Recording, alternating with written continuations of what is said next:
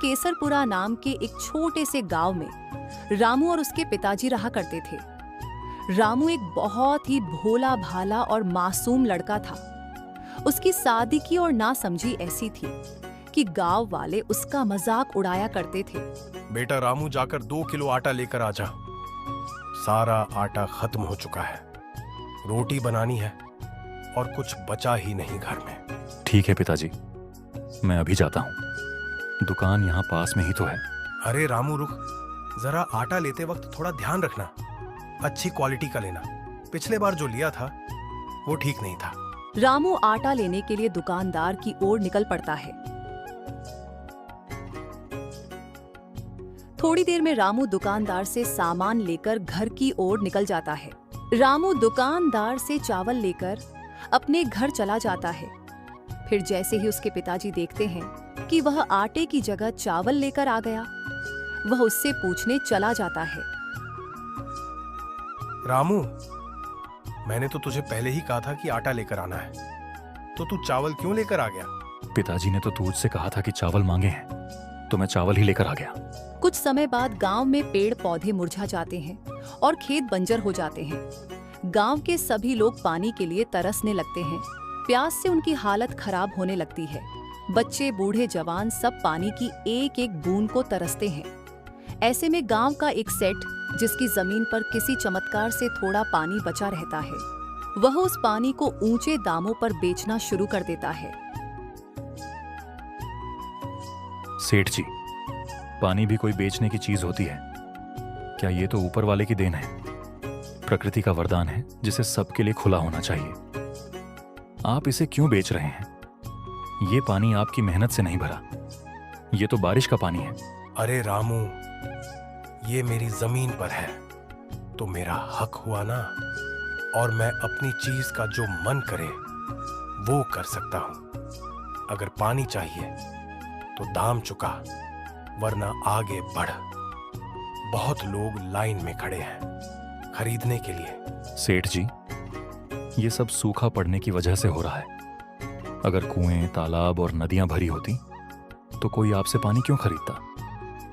आपने हमेशा अपने फायदे के बारे में सोचा, गांव की भलाई के लिए कभी कुछ नहीं किया। रामू पानी लेकर चला जाता है।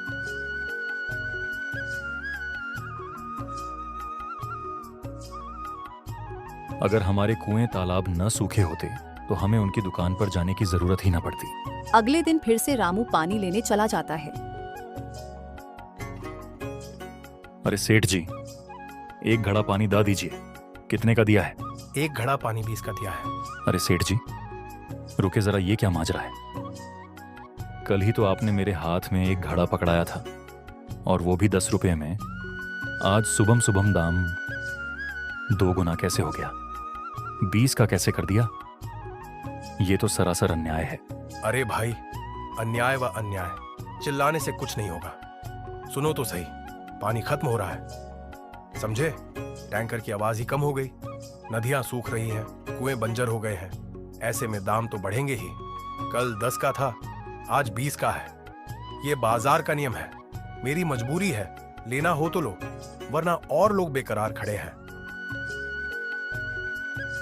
रामू गड्ढे में पानी लेकर घर आ जाता है। पिताजी, खाना तो किसी तरह बन ही जाएगा, लेकिन खेतों का क्या? पूरा खेत सूख चुका है। हरियाली तो जैसे हमसे रूठ ही गई हो। अगर पानी नहीं पड़ा तो इस बार फसल बिल्कुल बर्बाद हो जाएगी। बेटा, हालात तो सच में बहुत खराब हो चुके हैं। पहले जब सूखा पड़ता था तो पास के गांवों से मदद मिल जाती थी, लेकिन अब तो वहां भी पानी का अकाल पड़ चुका है। कुछ ही दिनों में सेठ के तालाब का पानी भी पूरी तरह सूख गया था, जिसके चलते अब पूरे गांव को पानी की भारी किल्लत से जूझना पड़ रहा था। हालात दिन बदतर होते जा रहे थे कि सामने रोजमर्रा की जरूरतों के लिए पानी जुटाने की बड़ी चुनौती खड़ी हो गई थी। इस गंभीर समस्या से निपटने के लिए सरपंच ने तुरंत एक कदम उठाया और सभी गांव वालों को एक सभा के लिए बुलाया, ताकि संकट का कोई हल निकाला जा सके। हम सभी को पता है कि सेठ के तालाब का पानी भी अब खत्म हो चुका है। हालात दिन प्रतिदिन खराब होते जा रहे हैं। अब अगर हमने कुछ नहीं किया तो हमारा गांव भी इतिहास बनकर रह जाएगा। हमें कोई न कोई हल निकालना ही होगा। सरपंच जी, ये संकट तो पहले कभी नहीं देखा। खेत बंजर हो गए, जानवर और पक्षी मरने की कगार पर हैं और लोग भूख प्यास से बेहाल हैं। कुछ न कुछ करना ही होगा, वरना हालात और बिगड़ जाएंगे। सरपंच जी, मैं सोच रहा हूं हमें उस रेगिस्तान की ओर जाना चाहिए जिसके बारे में हमारे बुजुर्ग कहते आए हैं। उन्होंने कहा था कि अगर पानी की असली खोज करनी हो तो वहां जाना होगा। हो सकता है वहां कोई ऐसा रास्ता मिले जिससे हम सभी को पानी मिल सके। नहीं नहीं, वहां जाना सही नहीं होगा। क्या तुम्हें याद नहीं, हमारे पड़ोसी गांव के कुछ लोग भी वहां गए थे, पानी की आस में निकले थे, लेकिन आज तक वापस नहीं लौटे। वहां जाने का मतलब मौत को बुलावा देना है। पर सरपंच जी, हमें कुछ तो करना ही होगा। हाथ पर हाथ धरे बैठे रहने से पानी नहीं मिलेगा। अगर हम डर कर यहां बैठे रहेंगे तो एक दिन पूरा गांव ही खत्म हो जाएगा। कम से कम हमें कोशिश तो करनी चाहिए। तुमने देखा बहन, तालाब पूरी तरह सूख चुका है। अब हम पानी कहां से लाएंगे? घर में पीने तक का पानी नहीं बचा और जानवरों और पक्षियों को भी पानी नहीं मिल रहा। अगर ऐसा ही चलता रहा तो हमारा गांव प्यास से मर जाएगा। हाँ भाई, मैंने भी देखा, हालत तो बहुत ही खराब होती जा रही है। गांव में पहले ही पानी की समस्या थी, लेकिन अब तो बिल्कुल ही हद हो गई है। सरपंच जी ने बैठक तो बुलाई थी, लेकिन उसमें भी कोई ठोस हल नहीं निकला। क्या होगा हमारा? बस अब और इंतजार नहीं किया जा सकता। अगर हम खुद कुछ नहीं करेंगे तो हमारे बच्चे, बुजुर्ग, जानवर और पक्षी सब प्यास से तड़प तड़प कर मर जाएंगे। हमें कोई समाधान निकालना होगा, मगर करें क्या? बारिश भी समय पर नहीं हो रही और बाकी जल स्रोत भी सूखते जा रहे हैं। अगर कहीं पानी बचा भी है तो वहां तक पहुंचना आसान नहीं।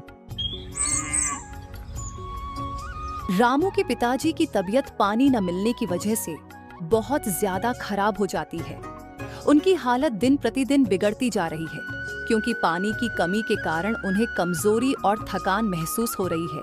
बेटा, अब तो लगता है कि इसी प्यास के साथ हमें जाना होगा। ये पानी की कमी अब हमारी किस्मत बन चुकी है। नहीं पिताजी, आप ऐसा मत कहिए। मैं आपको मरने नहीं दूंगा। मैं कुछ न कुछ इंतजाम जरूर करूंगा। जब तक मेरे अंदर सांस है, मैं हार नहीं मानूंगा। बेटा, सारा गांव पानी की समस्या से जूझ रहा है। मुखिया जी भी क्या करेंगे? जब खुद उनके पास कोई हल नहीं तो हमें क्या रास्ता दिखाएंगे? नहीं पिताजी, मैं हार नहीं मान सकता। मैं अभी मुखिया जी के पास जाऊंगा, पंचायत से बात करूंगा, सरकार तक अपनी आवाज पहुंचाऊंगा। अगर जरूरत पड़ी तो कुआं खुदवाऊंगा, पहाड़ों से पानी लाने की कोशिश करूंगा। इसके बाद रामू गांव के सरपंच के पास जाता है। सरपंच जी, खेत बंजर हो गए हैं, कुएं सूख चुके हैं और अब मेरे पिताजी इस हालत में हैं कि अगर उन्हें पानी नहीं मिला तो वे बच नहीं पाएंगे। रामू, तू बहुत मासूम है। मैं समझ सकता हूं कि अपने पिताजी को बचाने के लिए तू कुछ भी करने को तैयार है, लेकिन सोच, जब पूरे गांव में ही पानी नहीं है तो तुझे अपने पिताजी के लिए पानी कहां से मिलेगा? लेकिन मुखिया जी, इसका कोई ना कोई रास्ता तो होगा। हम ऐसे ही हाथ पर हाथ रखकर नहीं बैठ सकते। अगर पानी नहीं है तो हमें उसे खोजना होगा। मैं अपने पिताजी को मरते हुए नहीं देख सकता। बेटा, एक रास्ता है, पर वह रास्ता बहुत खतरनाक है। मैंने अपने बड़े बुजुर्गों से सुना है कि पास के रेगिस्तान में एक तालाब है, लेकिन वह कोई आम तालाब नहीं है। वहां एक जादूगरनी रहती है। वही गांव में पानी पहुंचाती थी, लेकिन कई वर्षों से कोई वहां जाने की हिम्मत नहीं कर पाया। अगर वह तालाब सच में मौजूद है तो मैं वहां जाऊंगा। मैं पानी लेकर लौटूंगा, चाहे कुछ भी हो जाए। बेटा, वहां जाना आसान नहीं है। जो भी वहां गया वह फिर कभी वापस नहीं आए। रेगिस्तान की रेत ली घल जाती है लोगों को, और वह जादूगरनी, उसकी शक्तियों का कोई अंदाजा नहीं है रामू। मैं तुझे वहां अकेला नहीं जाने दूंगा। यह रास्ता खतरनाक है, लेकिन अगर तूने फैसला कर ही लिया है तो मैं अपनी बेटी को भी तेरे साथ भेजूंगा। तभी मुखिया जी की बेटी आती है। पिताजी, मैं तैयार हूँ। अगर गांव और रामू के पिताजी को बचाने के लिए मुझे इस रास्ते पर जाना पड़े तो मैं जाऊंगी। लेकिन मैं अकेले ही जा सकता हूँ। मैं तुम्हें इस खतरे में नहीं डाल सकता। नहीं बेटा, ये कोई साधारण यात्रा नहीं है।